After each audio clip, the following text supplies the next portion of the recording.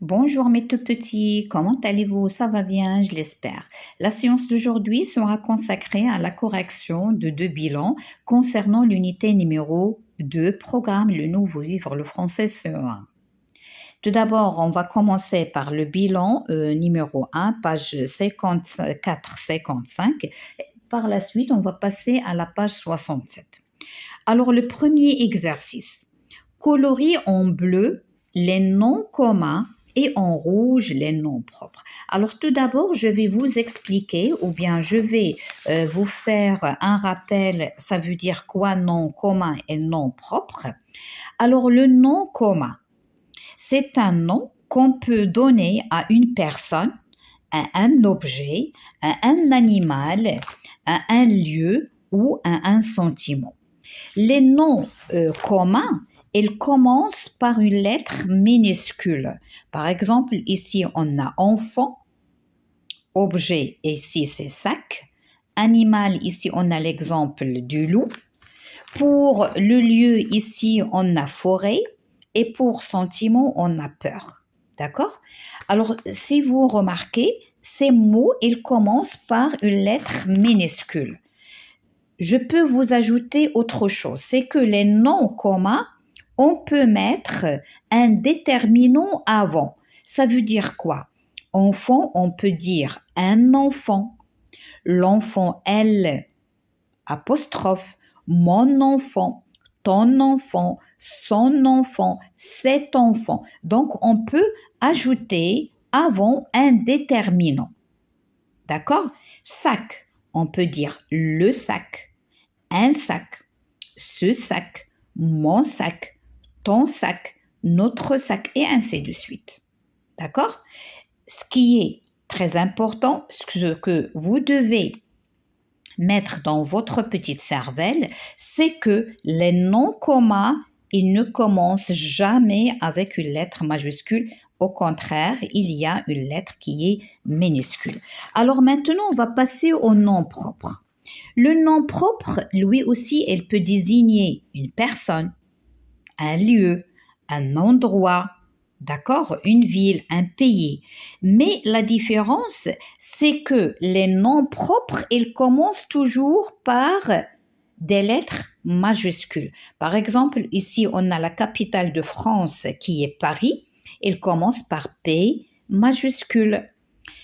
Une ville, Nancy, c'est une ville française, là aussi, N majuscule. Seine, c'est un fleuve en France. Regardez, c'est le plus grand fleuve à l'Europe, d'accord, en Europe. Il commence par S majuscule. Là, on a un pays, il peut désigner même un nom d'un pays, exemple France, F majuscule. Un animal, exemple ici Ninou ou bien Minou, a N majuscule. Ninou, c'est un nom d'animal. Ou bien une personne, un prénom comme Adèle, il commence par une lettre qui est majuscule, A majuscule. Donc la différence entre nom commun et nom propre, c'est que les noms propres, ils commencent toujours par une lettre majuscule. Alors revenons à notre exercice. Donc si vous remarquez, que j'ai colorié la première lettre en rouge lorsque je l'ai vue en majuscule. Paris, Leïla, Rabat, Afrique, France. Donc là, maintenant, vous pouvez colorier toutes les cases. D'accord? Je vous ai uniquement montré comment faire. Donc, Afrique, c'est un continent. France, c'est un pays. Rabat, c'est la capitale du Maroc. Leïla, c'est un nom d'une personne, c'est un prénom. Paris, c'est la capitale de France. Alors maintenant, les autres. Alors regardez en angle, c'est O minuscule. Amour, sentiment, minuscule.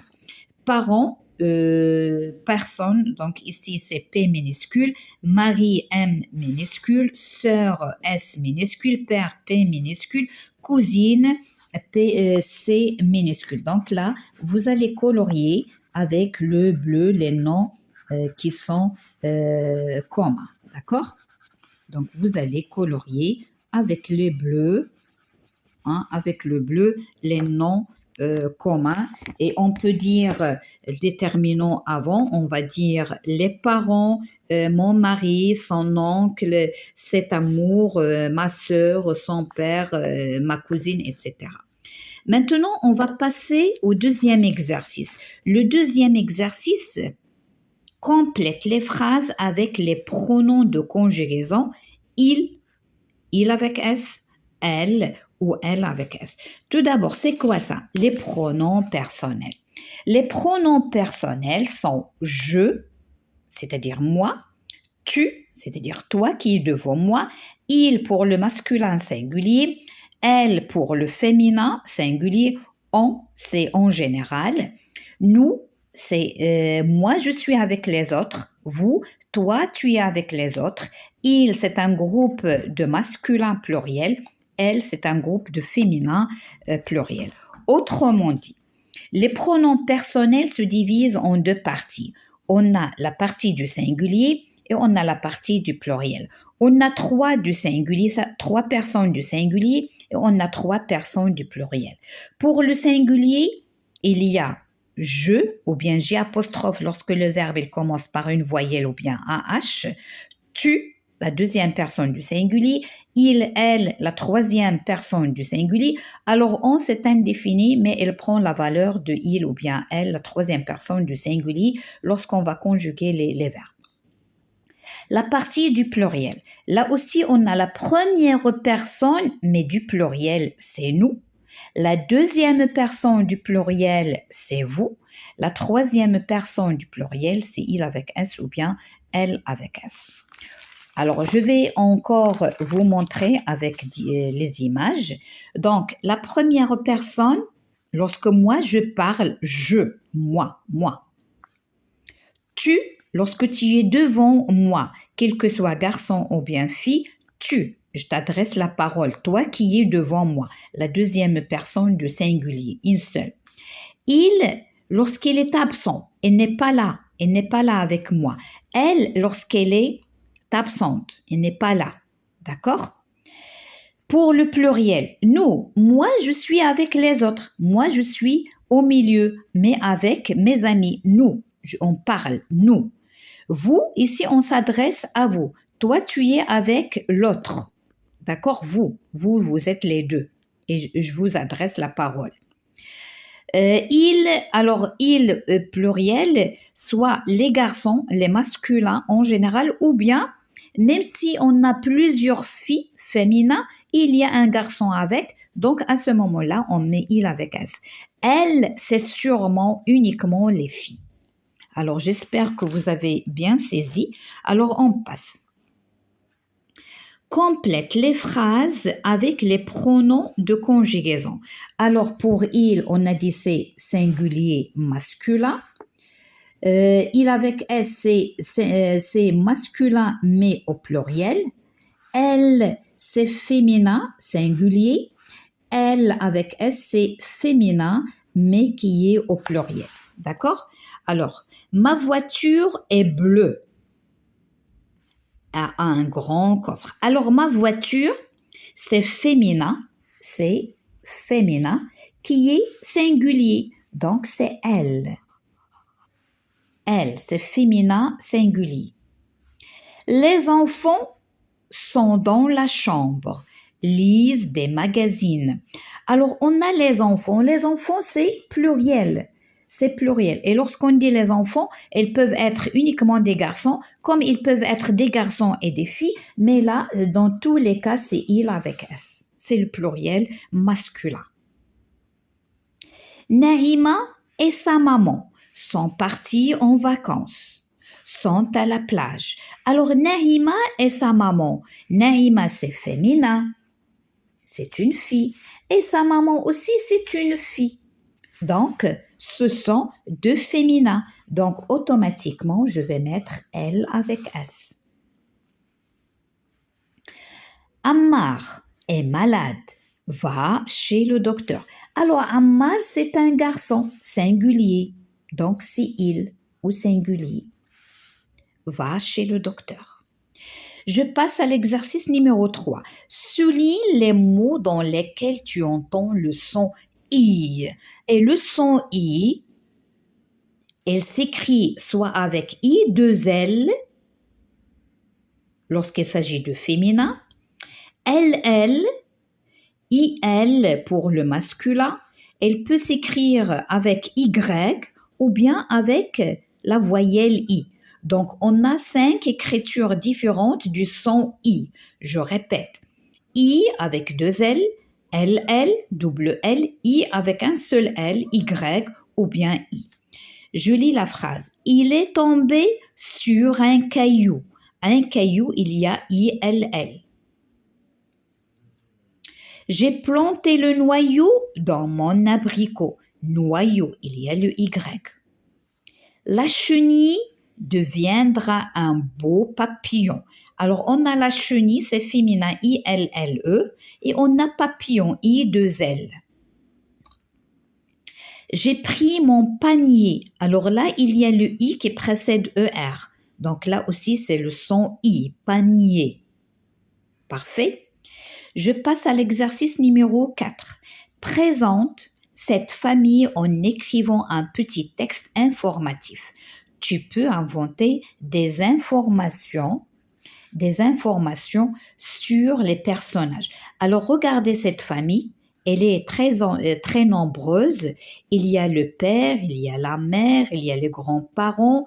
On peut même rencontrer des grands-parents du côté maternel, c'est-à-dire le grand-père et la grand-mère du côté maman. Il y a les grands-parents paternels du côté père, c'est-à-dire mon grand-père et ma grand-mère, mais du côté père, d'accord? On a frères et sœurs, on a le bébé, on a les cousins, les cousines, et ici on a même un petit chien. Alors, je vous ai écrit un tout petit à ma manière, mais vous pouvez bien sûr changer, d'accord? Alors, voici ma famille du côté maternel. Donc, on va parler de la famille du côté maternel, mais vous pouvez même écrire celle du côté paternel. Vous allez choisir maternelle ou bien paternelle. C'est à vous de choisir. Paternelle. Ma grand-mère, vous allez écrire son nom. Et mon grand-père, vous allez écrire son nom aussi, vivent avec nous. Alors, s'ils vivent avec vous, vous allez écrire vivent avec nous, ou bien vous pouvez écrire qu'ils vivent dans une autre maison ou bien dans une autre ville, comme vous voulez. J'ai une tante. Si vous avez une tante, vous pouvez écrire son nom. Vous pouvez même écrire, c'est là des enfants, combien de garçons, combien de filles. D'accord? Vous pouvez écrire même leur nom. Vous pouvez même ajouter le métier, c'est le travail. Votre tante, c'est les infirmières ou bien maîtresse ou bien secrétaire, etc. Docteur, vous pouvez écrire le métier qu'elle exerce. Alors, et qu'il y a 2 garçons et une fille. Ma mère s'appelle, vous allez écrire le nom de votre mère et femme au foyer. Et femme au foyer, ou bien vous allez mettre, s'il travaille, vous allez écrire son travail. Votre père, mon père est, écrivez son nom et écrivez le métier qu'il exerce et vous allez écrire combien vous avez de frères et de sœurs. Alors là, c'est individuel, c'est personnel, chacun de combien il se compose sa famille. Alors, compréhension et production. Souligne les phrases qui racontent un événement vécu. Alors maintenant, on va passer à autre chose. On va passer au passé, présent et futur. Regardez.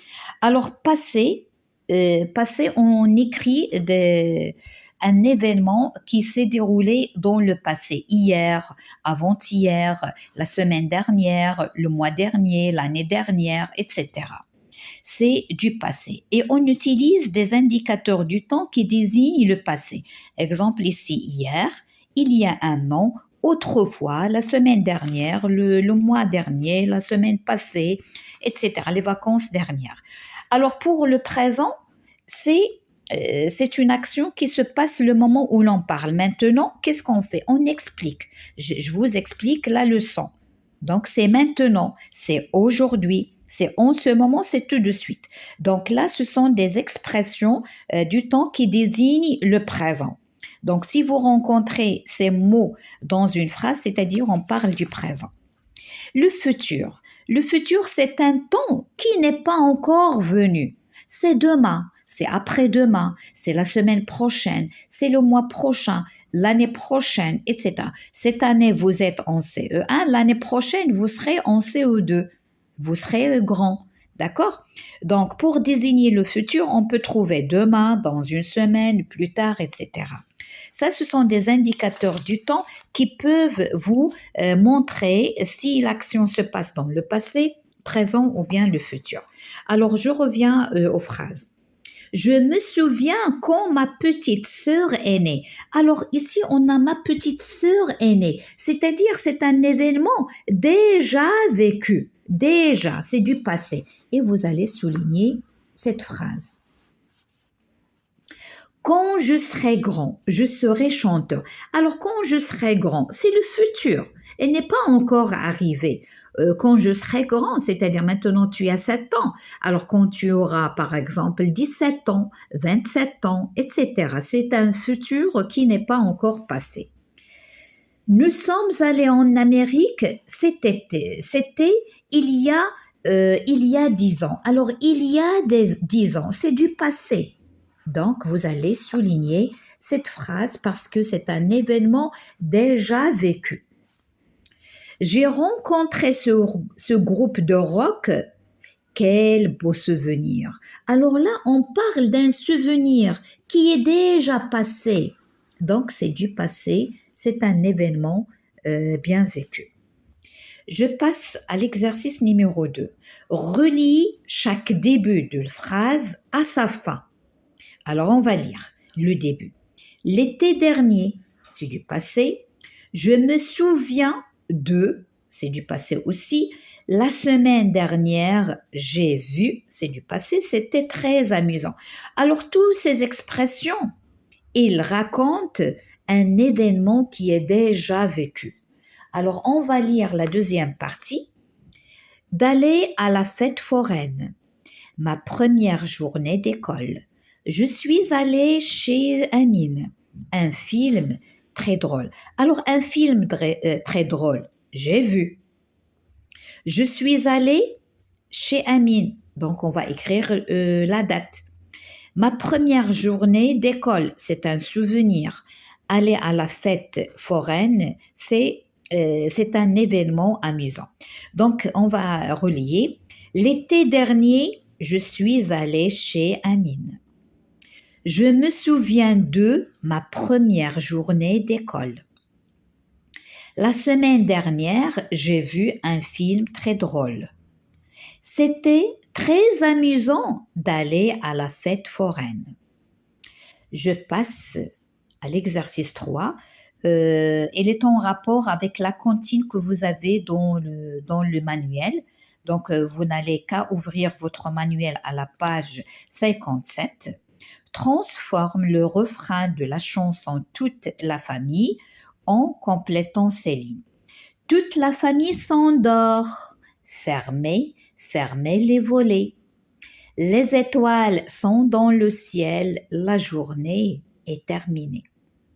Barre les personnages qui ne sont pas présents dans la chanson. Alors, les parents, les grands-parents, les oncles, les enfants, les amis, vous allez barrer les oncles et vous allez barrer les amis parce qu'ils ne se trouvent pas dans notre poésie.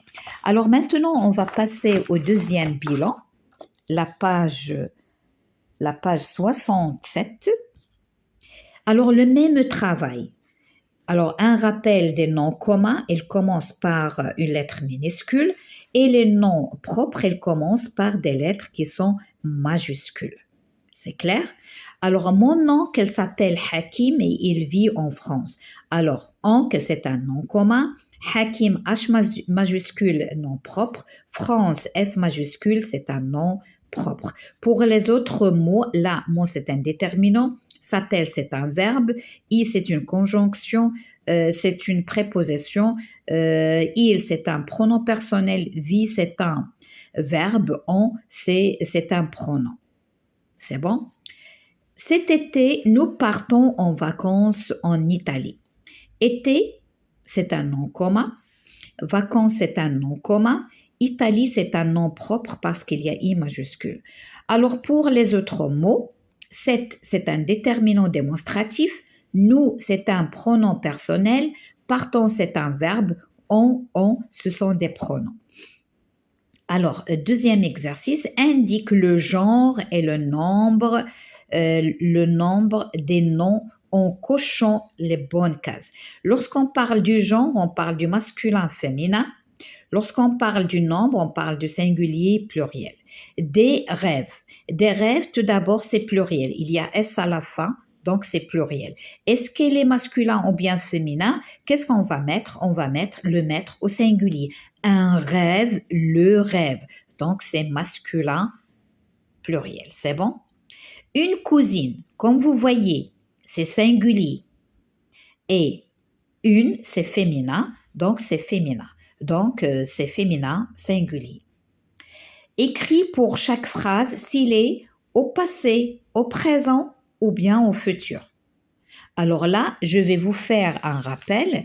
Alors pour le passé, on trouve il y a, hier, autrefois, la semaine passée. Pour le présent, on peut trouver aujourd'hui, en ce moment, tout de suite, maintenant. Pour le futur, on va trouver soit demain, dans une semaine, plus tard, la semaine prochaine. Alors là, on a l'hiver prochain, nous serons à la montagne. Alors, on a l'hiver prochain. L'hiver prochain, c'est le futur. Hier, il a été malade toute la journée. Hier, c'est le passé. Mes parents sont très gentils. Sont, c'est être au présent, donc c'est le présent.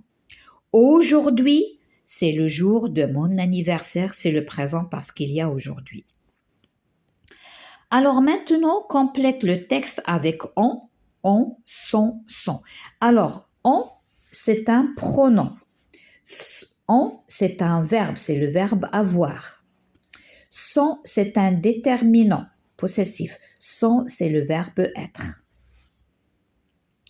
Ce matin, on a joué au football. Pourquoi on a écrit on? Parce qu'il y a a. Donc, a, c'est le verbe, donc on va mettre le pronom. On s'est bien amusé sauf Karima, qui a perdu sac de sport. Alors, on s'est amusé, on s'est bien amusé. Pourquoi? Parce que on va mettre on. Pourquoi? Parce qu'on s'est bien amusé, c'est le verbe. Donc, on va mettre le pronom. Qui a perdu son sac? Alors, le sac de qui? De Karima. Donc, qui a perdu son sac de sport? Avec son t-shirt préféré. Le t-shirt de qui? De Karima. Donc, c'est un déterminant possessif. Ceux qui ont gagné sont allés fêter la victoire. Alors, ceux, c'est le sujet. Qui ont gagné, ONT, sont allés la victoire. Sont allés, c'est le verbe être. Là, c'est le verbe avoir à la troisième personne du pluriel. Sont, c'est le verbe être à la troisième personne du pluriel. Alors, on va passer à l'exercice numéro 5. Colorier de la même couleur chaque mot et son contraire. Qu'est-ce que ça veut dire contraire? Le contraire, c'est l'opposé du mot. Par exemple, on va dire entrer, le contraire, c'est sortir. Chaud, le contraire, c'est froid. Blanc, le contraire, c'est noir. D'accord? Vous avez compris? C'est l'opposé. Alors, on a sale, clair, gagné, grand, foncé, petit, propre, perdre. Alors, sale, le contraire, c'est propre. Donc, vous allez colorier de la même couleur. J'ai utilisé ici l'orange. Donc, vous aussi, vous allez utiliser deux couleurs, c'est-à-dire la même couleur, les deux mots. Clair, foncé, clair. Alors, j'ai utilisé le vert. Alors, par exemple, ça, c'est le vert clair. Et là, je vais vous montrer, c'est le vert foncé. Regardez la différence.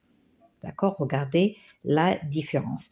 Alors, je vais vous montrer ou bien je vais vous mettre une vidéo dans la description qui explique les contraires. D'accord?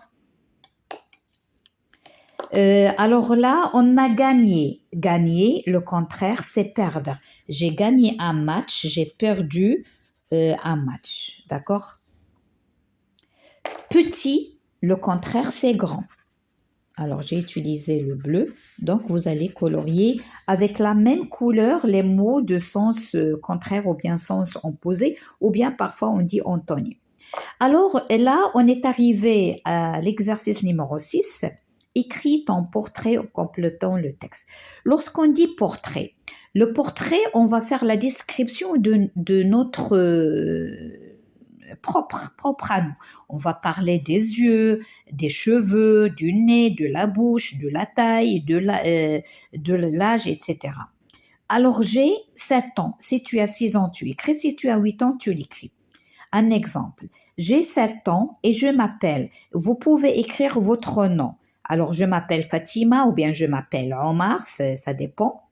Je suis grande.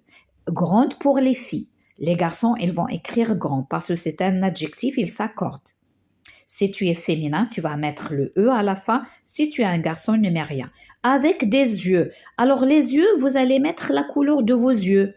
Bleu, marron, vert, je ne sais pas, couleur du miel. Mon nez est retroussé ou bien droit, petit. Hein. Vous pouvez ajouter un adjectif qui désigne votre nez. La bouche aussi. Ma bouche est petite, toute rose, d'accord? Mes cheveux sont châtains, noirs, blancs, comme vous voulez, lisses ou bien raides, ça dépend. Alors, mes chers, j'espère que j'ai simplifié les explications de ces leçons que vous aviez et je vous mets dans la description des vidéos qui seront utiles pour vous. Je vous quitte et je vous dis à la prochaine, Inch'Allah.